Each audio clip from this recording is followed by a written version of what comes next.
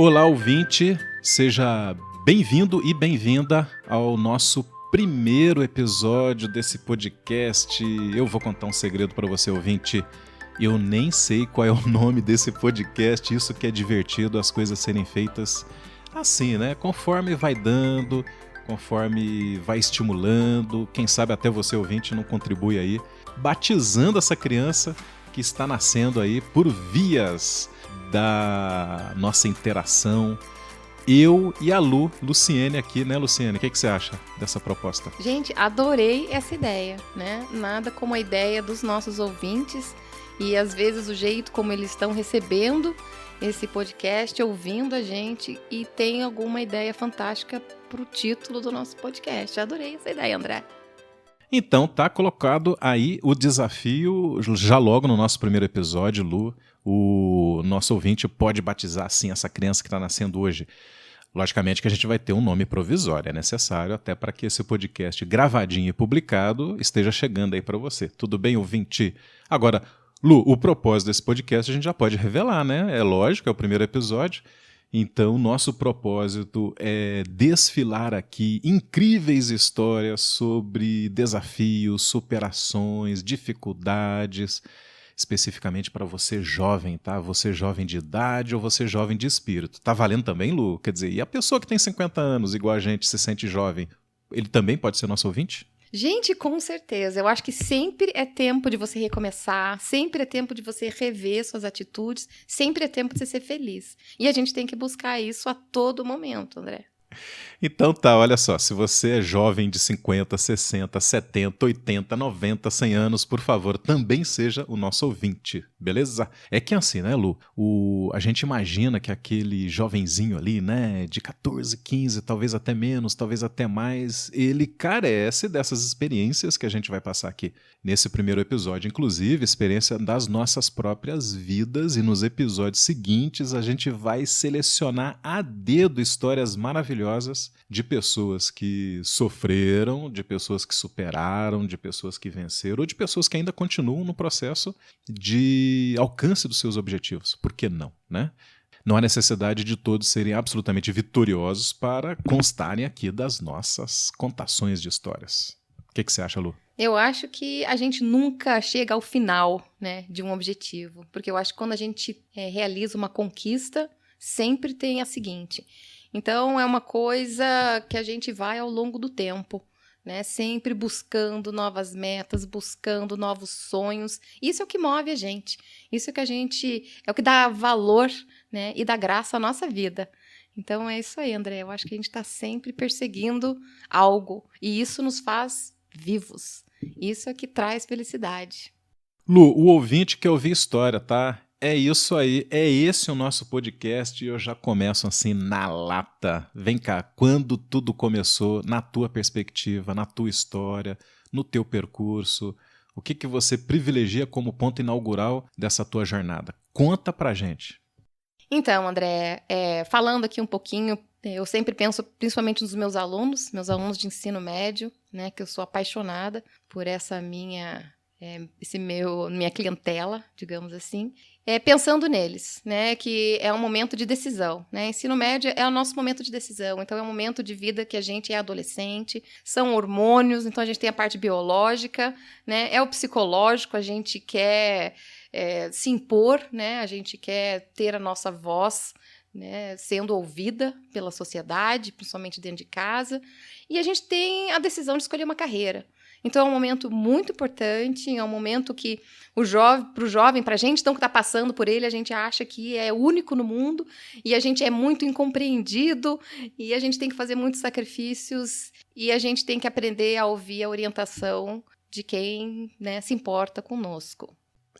Lu, isso é interessante porque ouvindo aí você, eu escolho como ponto inaugural do relato que eu também vou dar aqui, tá, ouvinte? Serão 2 relatos da Lu e o meu sobre esse início, esse principiar de desafios e de percurso. Olha, Lu, foi exatamente a escolha pela universidade, né? A carreira, toda uma dificuldade aí, inclusive pela possibilidade de só estudar numa instituição pública à minha época. Tudo bem, eu venho de uma origem bastante humilde e a chance de ensino superior estava singularizada, essa chance, apenas e tão somente no acesso a uma instituição pública.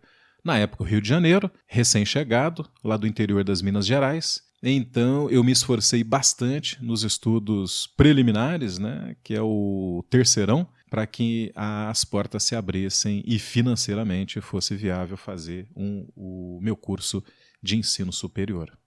Exatamente. Então, meu pai é professor, né? Então eu sempre tive essa veia, né? Esse gene, eu tenho esse gene, né? Acho que da profissão. Mas a princípio a minha ideia nunca foi lecionar. Mas eu tive uma infância maravilhosa, estudei num excelente colégio, mas a decisão sempre é um ponto de interrogação. Que curso fazer? Eu também só optei pela Universidade Federal, mesmo porque na minha época de adolescente haviam poucas instituições de ensino superior, né? Eu tinha a Federal e a Universidade Católica, que naquela época era muito cara. Na minha família, eu faria só o vestibular da Universidade Federal. Só existia vestibular, então o jeito foi começar a estudar para essa conquista. E que curso fazer, André? Como escolher? Que curso fazer? Exatamente. Ouvinte, até porque no século XIX não tinham muitas opções, conforme a Lu está falando. Tô brincando. Século XIX. Não, nós temos algo em torno de 50 anos, né, Lu? Isso aí, podemos revelar isso? Já revelamos agora há pouco, né? Então tá, gente, há meio século atrás, melhorou meio século atrás? Não, é quando a gente nasceu, não é exatamente meio século, ouvinte. Mas, né, uns 30 anos atrás aí, né, talvez um pouco mais, não haviam tantas opções assim, né, Lu? Olha só, hoje você tem os cursos à distância, o EAD das instituições públicas, e muitas carreiras surgiram a posteriori. Carreiras, por exemplo, hoje dá para fazer engenharia de games, né? Olha que bacana, a gente nem imaginava na nossa época, né? E que curso escolher, né? Olha, ouvinte, da minha parte eu fui pragmático, tá? Eu só tinha uma ficha para postar, que era entrar numa instituição pública e só assim eu conseguiria fazer ensino superior e de cara, já logo no primeiro semestre, arrumar emprego em função do curso que eu estava fazendo. Então, não teve jeito, eu escolhi a administração. Não que eu a relegue, né? Não que eu não tenha curtido, mas possivelmente eu fui fortemente influenciado por uma questão financeira. E deu certo, ouvinte. Eu selecionei administração, no primeiro semestre já estava trabalhando com isso. Olha que bacana, logicamente, né? Como auxiliar, assistente. É aquela questão que a gente tem que enfrentar já logo de cara, né? Que é o subemprego. Faz parte, né, Lu? O que você acha? Eu acho que ser atendente de lanchonete, assistente de almoxarifado, né? Que vai buscar lanche para a chefia. Isso tudo também é uma carga de aprendizado, ou não? Nossa, isso conta um monte pro currículo. Sabe? Tudo é aprendizado. Tudo que você vai fazer, qualquer espaço que você for trabalhar, vivenciar, estagiar, conta, né, no seu currículo. Eu comecei visitando uma empresa de papel e celulose. Meu pai é engenheiro florestal e me levou lá no Espírito Santo para visitar uma empresa de papel e celulose e eu visitei o laboratório deles e eles estavam fazendo árvores, eucaliptos, in vitro, de proveta. Então eram aquelas arvorezinhas naqueles tubos de ensaio e eu me apaixonei por aquilo. E falei, é isso que eu quero fazer. Então o que eu faria? Que curso que eu poderia fazer? Eu poderia fazer biologia, agronomia e engenharia florestal. Mas eu sou uma apaixonada também por animais, eu sou apaixonada por tudo que envolve meio ambiente. Então, biologia foi a minha escolha. E daí foi a luta para estudar e conquistar isso. E não pensa que foi fácil, não. Eu tinha aula de manhã, de tarde, abri mão de vários eventos. Meu pai foi rigoroso nessa época e hoje eu agradeço a ele muito, porque sem esse foco na época, não teria conquistado. Então, passei finais de semana estudando, abri mão de algumas festas, alguns eventos com a turma, mas deu certo, gente. Consegui, passei no vestibular, foi uma festa e tanto, e cursei biologia. Também, desde o primeiro ano, como o André falou, fui atrás de trabalho para já me encaixar nesse trabalho apaixonante de propagação vegetativa, que é a produção dessas árvorezinhas, dessas plantinhas in vitro, e consegui estágio já no primeiro ano como a professora lá da Federal, e foi fantástico. Ô Lu, eu tô lembrando agora que, como eu fiz uma universidade da área, o curso de administração, eu me sentia muito poderoso, sabe? Eu falei, caramba, eu tô fazendo administração, então eu sou um administrador. Gente, ouvinte, o que aconteceu? Eu mal terminei a faculdade e tentei empreender. Isso faz parte da minha história, tá? Vai prestando atenção, vai prestando atenção. E aí eu fiquei todo empoderado e achei que logo depois das primeiras experiências profissionais eu poderia montar uma empresa. O que aconteceu? Foi algo realmente desastroso. Eu era assessor comercial de uma grande varejista no Rio de Janeiro. Eu já tinha uma boa conversa e convenci o diretor comercial de que eu poderia sim montar uma distribuidora lá em Minas dessa empresa carioca. E fui. Eu fui com muita vontade, eu fui com muito ímpeto, com muita convicção e com muita coragem. Mas eu fui sem experiência e sem uma rede de apoio. E aí não deu noutra, né? Realmente falência. Perdi bastante tempo, perdi bastante dinheiro, mas, de novo, outra rodada de aprendizagem. O que você acha? O subemprego foi aprendizado. Eu aprendi a valorizar as pessoas em todos os níveis, conheci bastante das operações de várias empresas, porque eu fui assistente, porque eu fui auxiliar, porque eu fui, enfim, contínuo. Na época, ouvinte contínuo era aquela pessoa que carregava o documento de um lado para o outro, tá? É como se fossem os motoboys hoje, né? E falindo uma microempresa, também aprendi, né, a ter humildade, a buscar maior qualificação, enfim, usar as melhores técnicas e ter uma rede de apoio, né? Ter pessoas capazes ao seu lado para fazer a gestão. Enfim, isso tudo também contribuiu para o meu aprendizado, né? E para as conquistas que se seguiriam aí. Ou seja, né, Lu, a dor faz parte? É isso? A gente tem que suportar a dor em boa parte do percurso profissional? A dor fortalece, com certeza. E aprender com os nossos erros, gente. Aprendam com os erros. Não fiquem lamentando, né? Ah, se eu tivesse. Não, não é se eu tivesse. É da próxima vez eu vou fazer diferente. Então, aprenda com seus erros. Que o erro funcione como mola propulsora, né? Para você seguir em frente, né? E não cometer novamente o mesmo erro. Então, quando eu saí da faculdade, eu não tinha necessidade de já trabalhar, né? Eu ainda morava com a minha família, tinha o apoio da família. E estabeleci 3 planos, porque eu tento ser o mais realista possível e não sendo negativista, mas eu sempre procuro ter um plano A, um plano B, um plano C, né? Porque se o plano A não der certo, eu tenho um plano B ali para me apoiar. Então, isso sempre, e até hoje, né, é a base, né, da minha vida. Então, a importância disso é exatamente para você não se frustrar demais e ter para onde correr.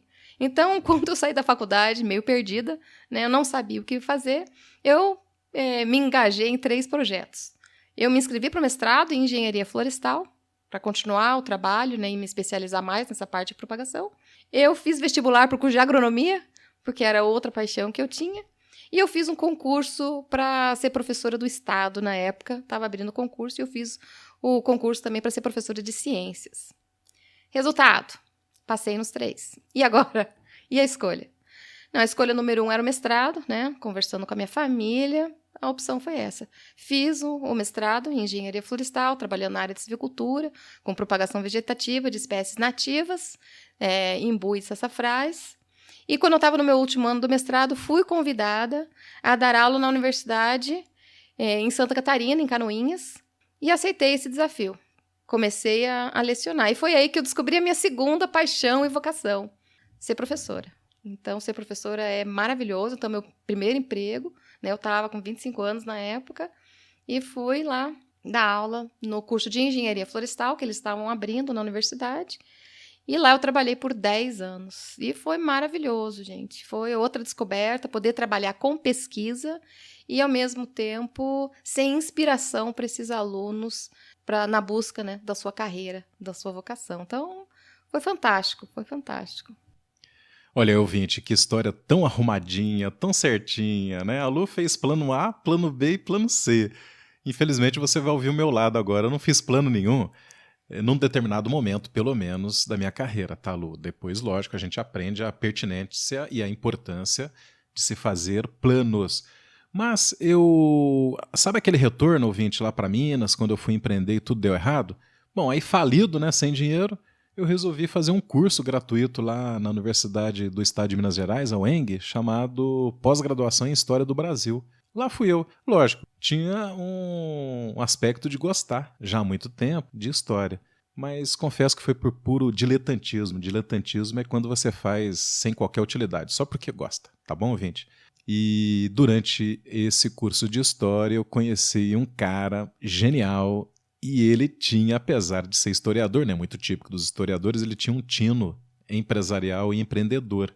A gente está falando aí de fins da década de 90, não deu outra, eu me uni com esse professor, o Chico Araújo, carinhosamente eu chamo assim, hoje já falecido, infelizmente, mas nós fomos então lá para o interior de São Paulo fazer o quê? Unir a administração à história. Será que é possível? Sim, foi possível. Nós empreendemos vários projetos na área de patrimônio histórico, artístico, revitalizando museus, cuidando de acervos bibliográficos, capacitando agentes culturais, aqueles que estão nas instituições de ensino, nas instituições artísticas e culturais, enfim, foi uma jornada super interessante. E Lu, incrível isso, né? Às vezes você faz algo e não sabe exatamente onde vai dar. E às vezes dá em algo espetacular. Foram anos interessantes. Ouvinte, eu ganhei muito dinheiro, confesso para você, só porque eu fiz história. Não estou dizendo que você vai ter que fazer história, tá?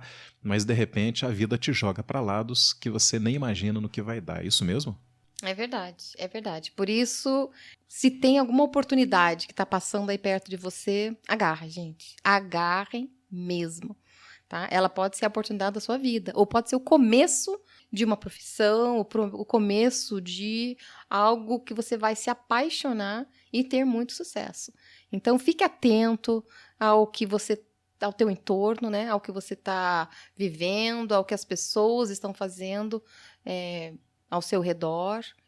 Fique sempre atento, veja o que você gosta, né? E tenta conciliar tudo isso. Certo, André? Então, ouvinte, esse é o final do nosso primeiro episódio podcast, Lu. Que tristinho, só que é o seguinte, tem uma boa notícia. Esse é o final também da primeira metade desse episódio que vai contar as nossas histórias. Até o momento, ouvinte, você notou que a gente falou do passado. Então, Lu, eu te convido a voltarmos aqui para acrescentarmos como está o estado da arte de agora, né? Ou seja, como é que está a nossa carreira agora, os nossos desafios, nossos projetos, as nossas metas, objetivos, prioridades, enfim. E aquele recadão final. Como é que a gente junta todo o nosso histórico profissional e a gente transforma numa tecnologia de superação de dificuldades, em dicas para que o nosso ouvinte possa traduzir isso em um melhor desempenho nos seus propósitos profissionais. O que você acha? Eu acho que isso mesmo. Vamos falar um pouquinho sobre, né, como que a gente está aqui nos dias de hoje. E outra coisa, gente, muita gente olha às vezes e fala assim, nossa, tudo bem, você já tá, né, 50 anos, tá estabilizada, já conquistou, né, tá tudo tranquilo? Não, nunca. A gente nunca tá tranquilo. Eu não tenho mais conquistas, nossa, eu ainda tenho muita coisa que eu quero conquistar. Então, falar um pouquinho disso, como que tá agora e meus projetos pro futuro. Você também tem projeto pro futuro ainda, não tem, André? Eu tenho, gente. Eu tenho projeto para 2050, 2070. Se tudo der certo, em 2050 haverá a possibilidade de download da nossa capacidade cognitiva para uma máquina e eu dispenso meu corpo, que já tá ficando velhinho, e o futuro vai ser ilimitado para mim. O que vocês acham, ouvinte? Tá, viajou um pouquinho o nosso André aqui. Mas isso aí, gente. Nunca a gente deve parar e se contentar com o que a gente já tem.